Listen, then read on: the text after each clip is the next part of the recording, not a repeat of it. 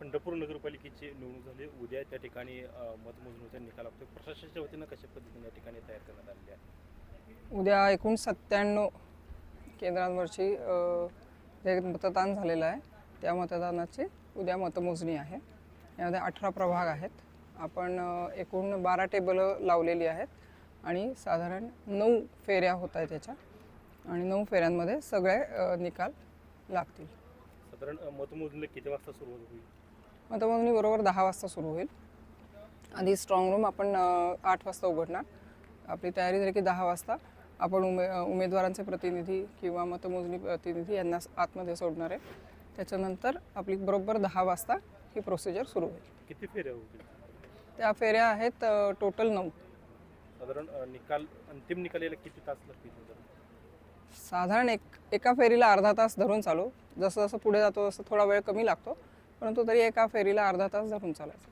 साधारण 3 ते 4 वाजेपर्यंत निकाल? 3 पर्यंत सगळं संपलं. जे उमेदवार येतील किंवा त्यांचे जे काही बूथ एजंट येतील त्यांच्यासाठी काय आव्हान करा तुम्ही? काय कशा पद्धतीने काळजी घेऊन यावं? आव्हान हेच आहे की सगळ्यांनी प्रशासनाला कोऑपरेट करावं.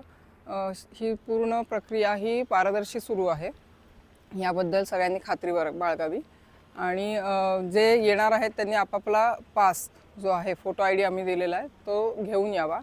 ज्यांचा प्रभाग जेव्हा आहे, ज्या फेरीला ज्यांचा प्रभाग आहे त्याचे आम्ही बाहेर डिस्प्ले केलेला आहे, तर त्या प्रभागाला त्यांचेच उमेदवारांनी आणि त्याच प्रतिनिधींनी यावं किंवा जे मतमोजणी प्रतिनिधी त्यांनी यावं. कारण की आतमध्ये तेवढी जागा नाही आहे. जर का जास्तीत जास्त लोक आली तर मग नंतर हँडल करणं अवघड जातं. दुसरी गोष्ट, आपापला प्रभागाचा निकाल लागल्यानंतर कृपया सर्वांनी इथून बाहेर जावं, जेणेकरून पुढच्या प्रभागाच्या लोकांना आत येणं शक्य होईल. तर जो निकाल लागणार तो प्रभाग क्रमांक 1 पासून सुरू होईल की कसा असणार आहे? प्रभाग क्रमांक 1 पासून सुरू होईल. प्रत्येक फेरीमध्ये 2 प्रभाग घेतलेले आहेत.